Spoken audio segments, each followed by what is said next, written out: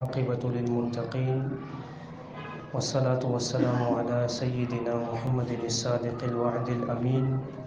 أما بعد، فأعوذ بالله من الشيطان الرجيم. بسم الله الرحمن الرحيم. یا ایھا الذین آمنوا، اے وہ لوگوں جو ایمان لے کر آئے ہو، اے ایمان والو، اجتنبوا، تم بچو، کثیر من الظن، بہت زیادہ گمان کرنے سے،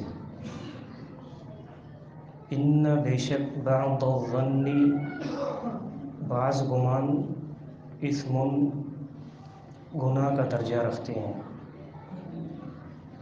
ولا تجسسوا، اور تم جاسوسی مت کرو۔ سورہ حجرات کی 12 نمبر آیت ہے۔ اس میں اب آخری 3 اسباب اللہ نے ذکر کیے ہیں جو بظاہر چھوٹے ہیں لیکن نفرت پیدا کرنے میں بہت بڑا اثر رکھتے ہیں۔ ان میں سے پہلا سبب کل ہم نے پڑھا، وہ ہے بدگمانی۔ مختصر آپ کو بتا دوں کہ ایک ہوتا ہے اچھا گمان، وہ تو سب کے لیے لازمی ہے کہ ہم ایک دوسرے کے بارے میں اچھا گمان رکھیں۔ دوسرا ہے بدگمانی۔ بدگمانی یا تو کبھی کبھی ثبوتوں کے تحت ہوتی ہے کہ آپ کسی کو چوری کرتے ہوئے دیکھ لیں، یا تو بدگمانی بغیر ثبوت کی ہوتی ہے۔ آپ نے کسی کو کوئی غلط کرتے ہوئے نہیں دیکھا، ہوائی باتیں سنی ہیں، یا جو آپ نے دیکھا ہے حقیقت آپ کو پیچھے پتہ نہیں ہے لیکن بدگمانی آپ نے کر لی ہے سامنے والے کے بارے میں۔ جو بدگمانی بغیر ثبوت کے کی جا رہی ہے وہ گناہ ہے۔ کیونکہ آپ نے کسی کے بارے میں گمان رکھا ہے، حقیقت میں سامنے والا کچھ اور ہے۔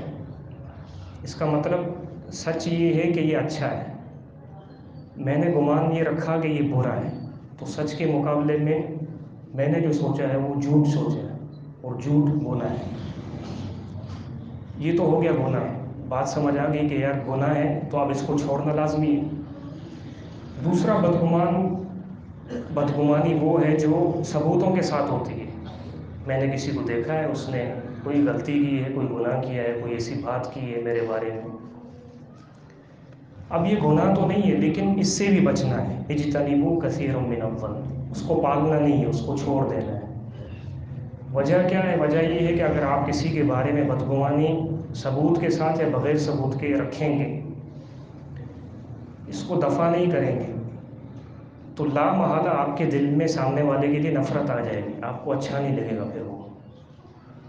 پھر آپ اس سے قطع تعلقی بھی کر لیں گے، نہ سلام دعا، نہ بات چیت، نہ حال احوال، تو یہ نقصان ہے۔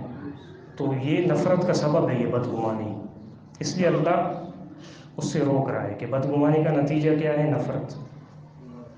لیکن پھر بدگمانی کا ایک اور نتیجہ نکلتا ہے، اور وہ نتیجہ ہے جس سے آج ہم پڑھ رہے ہیں، اللہ روک رہا ہے، وہ ہے جاسوسی۔ اللہ فرما رہا ہے کہ وَلَا تَجَسَّسُوا، اور جاسوسی مت کرو۔ جاسوسی کیسے ہوتی ہے؟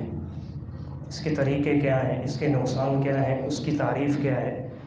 لیکن سب سے پہلے میں یہ بتاؤں کہ جاسوسی جو ہے نا، پیچھے والا جو ہم نے پڑھا ہے نا بدگمانی، اسی کا نتیجہ ہوتا ہے۔ مثال دے کر آپ کو سمجھاتا ہوں۔ میں نے دیکھا ایک شخص ہے، وہ کسی لڑکی کے ساتھ جا رہا ہے۔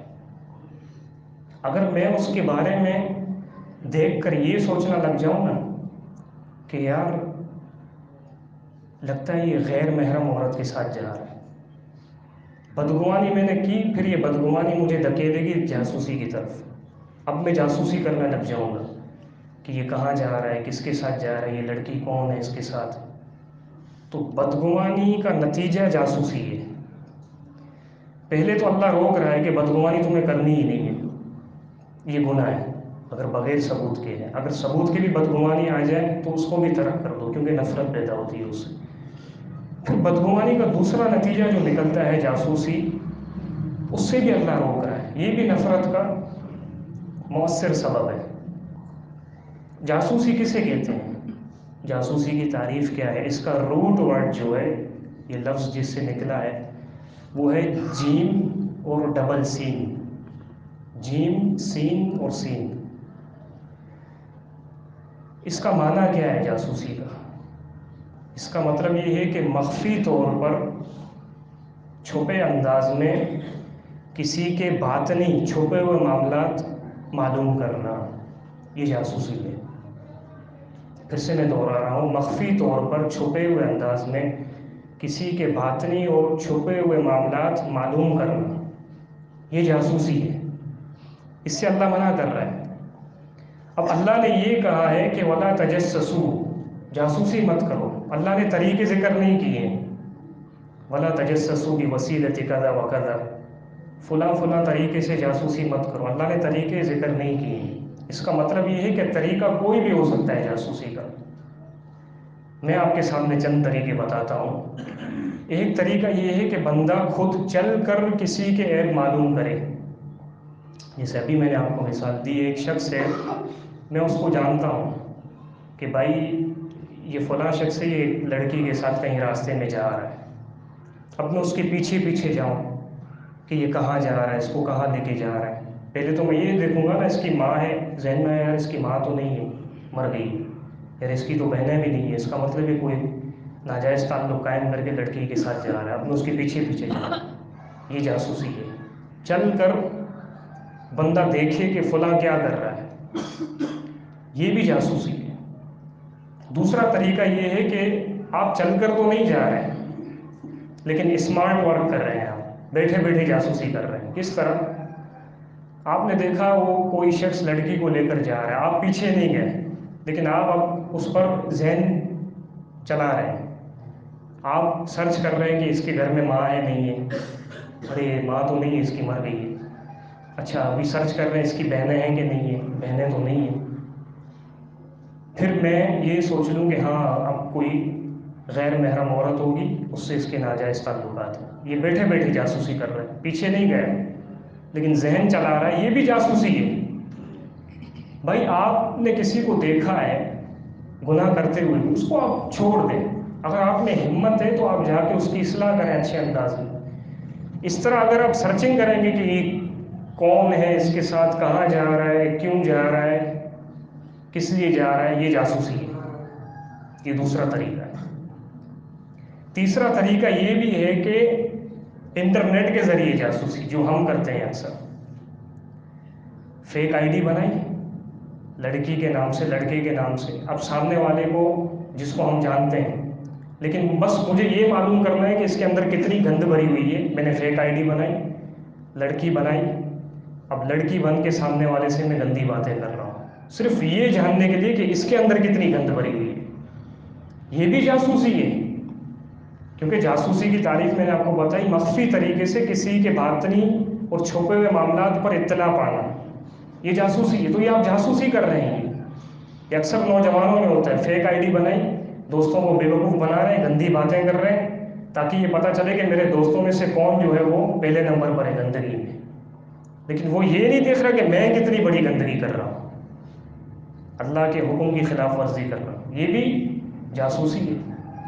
دوسرا جاسوسی یہ ہے، آپ انٹرنیٹ استعمال کر رہے ہیں، کسی کا ہاتھ میں آپ کے موبائل آ گیا، انٹرنیٹ کے علاوہ بات کر رہا ہوں، آپ کا بھائی ہے، آپ کی بیوی ہے، آپ کا دوست ہے، بغیر اجازت کسی کا موبائل اٹھا کر یہ چیک کرنا کہ اس کے موبائل میں کیا کیا ہے، اس کے کانٹیکٹ میں لڑکی ہے تو لڑکوں کے کتنے نمبر ہے، لڑکا ہے تو لڑکیوں کے کتنے نمبر ہے، کسی کا موبائل اٹھا کے اس جانچ میں، یہ بھی جاسوسی ہے، یہ بھی طریقہ ہے ہمارے اندر۔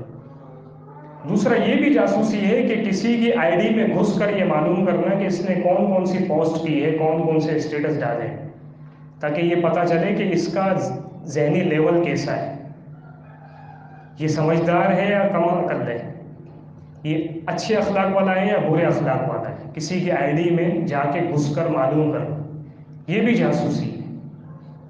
اور یہ بھی جاسوسی ہے کہ میں کچھ نہیں کر رہا لیکن میں سامنے والے بندے سے کسی تیسرے پرسن کے بارے میں معلوم کر رہا ہوں، سمجھ رہے ہیں بات؟ میں اپنے دوست سے تیسرے بندے کے بارے میں معلوم کروں، اچھا فلاں کے بارے میں تمہاری کیا رائے ہے، یار فلاں وہ اس دن اس جگہ پہ مجھے ملا تھا، وہ کیوں گیا تھا وہاں پہ؟ اچھا فلاں یار فلاں شخص کے ساتھ جا رہا تھا، یہ کس کام کے سلسلے میں جا رہے تھے؟ یہ بھی جاسوسی ہے۔ تو یہ جتنے بھی طریقے ہیں، یہ جو میں نے بتائے ہیں، اس کے علاوہ آپ کے ذہن میں ہوں گے، یہ سب کے سب جاسوسی کے ہیں۔ اگر آپ تعریف کو سامنے رکھیں گے کہ مخفی طریقے سے دوسروں کے باطنی اور چھپے ہوئے معاملات معلوم کرنا، یہ جاسوسی ہے، اور یہ اس سے اللہ تعالیٰ منع کر رہا ہے، یہ نفرت کا سبب ہے۔ نفرت کس طرح؟ اللہ نے بتایا نا بھائی، میں یہ کہہ رہا ہوں نا کہ اس میں آداب وہ سکھائے ہیں کہ جس سے مومنوں کے آپس میں محبت بڑھتی ہے، اور وہ اسباب اللہ نے بتائے ہیں کہ جن اسباب سے نفرت پیدا ہوتی ہے۔ جاسوسی نفرت کا سبب ہے۔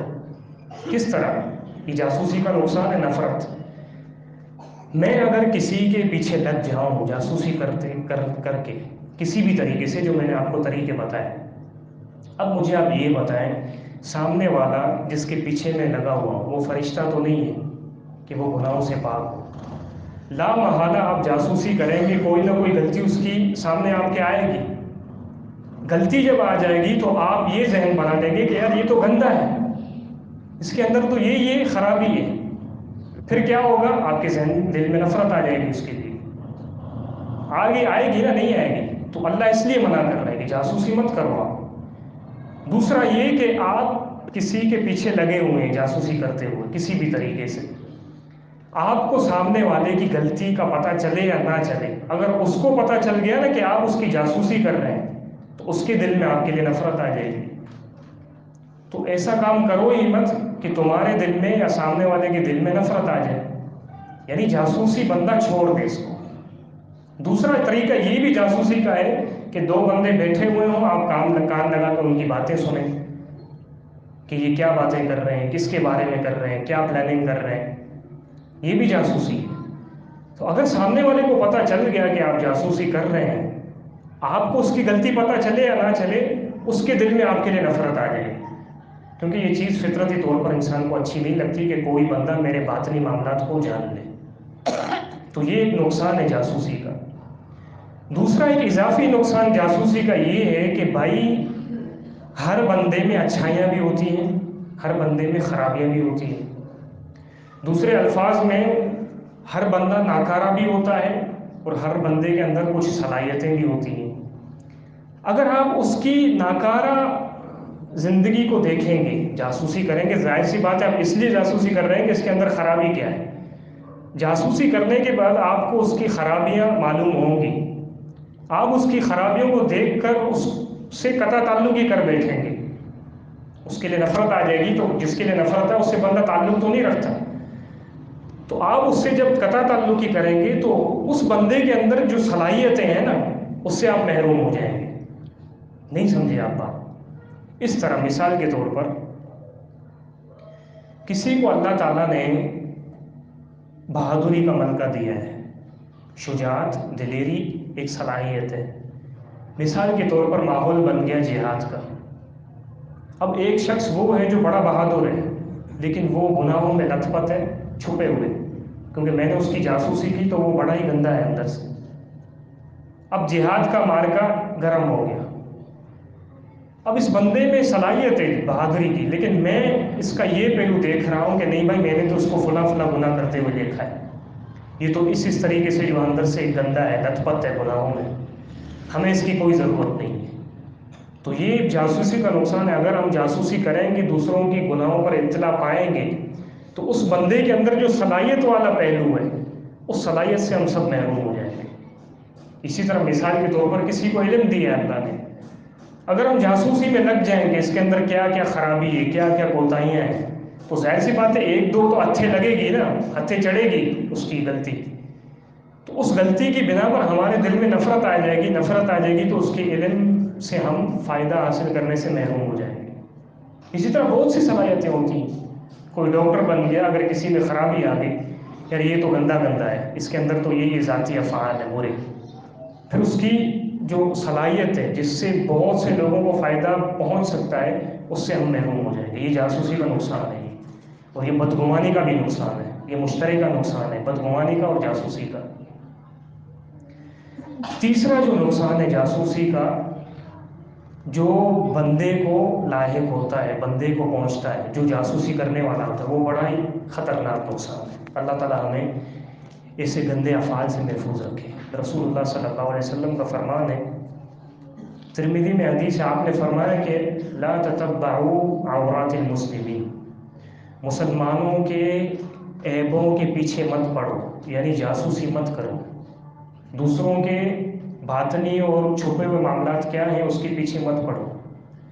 کیوں؟ اللہ کے رسول نے آگے فرمایا صلی اللہ علیہ وسلم، فَإِنَّهُ مَن تَتَبَّعَ عَوْرَاتِ أَخِيهِ الْمُسْلِمِ تَتَبَّعَ اللَّهُ عَوْرَتَهُ، جو بھی شخص کسی کے عیبوں کے پیچھے پڑے گا، جاسوسی میں لگے گا، اللہ اس کے پیچھے پڑ جائے گا، اس کے عیبوں کے پیچھے پڑ جائے گا اللہ تعالیٰ۔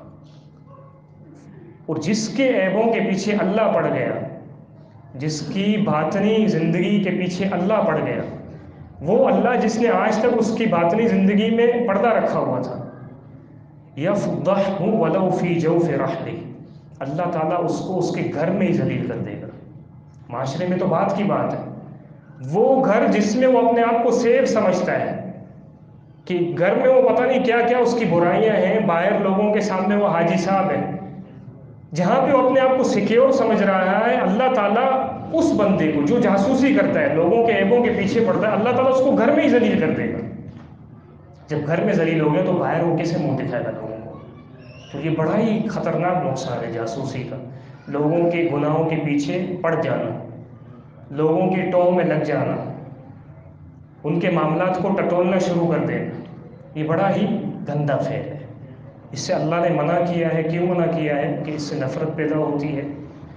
اس کا نقصان یہ بھی ہے کہ بندہ جس کی آپ جاسوسی کر رہے ہیں اس کی صلاحیت سے ہم محروم بھی ہو جاتے ہیں، اور بڑا نقصان یہ ہے کہ جو بندہ جاسوسی کرتا ہے تو اللہ تعالیٰ اس کے گناہوں سے پردہ اٹھا دیتا ہے۔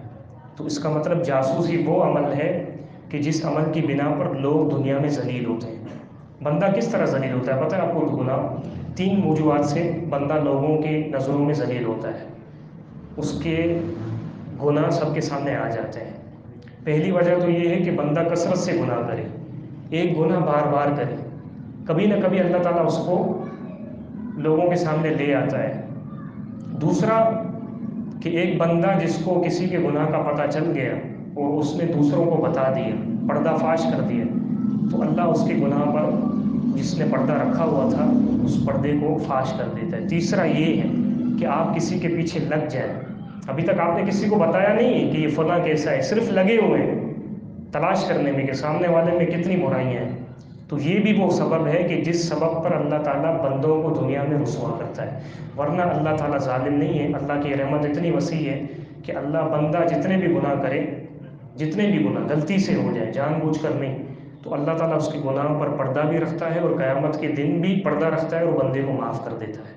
اللہ تعالیٰ سے دعا ہے کہ اللہ تعالیٰ ہمیں ان باتوں کو سمجھنے کی توفیق عطا فرمائے۔ وآخر دعوانا ان الحمدللہ رب العالمین۔ اس ویڈیو کو زیادہ سے زیادہ شیئر کیجیے اور ہمارے چینل سبحانی مسجد لیاری کو سبسکرائب کیجیے اور صدقہ جاریہ کے مستحق بنیے۔ جزاکم اللہ خیرا کثیرا فی الدنیا والآخرہ۔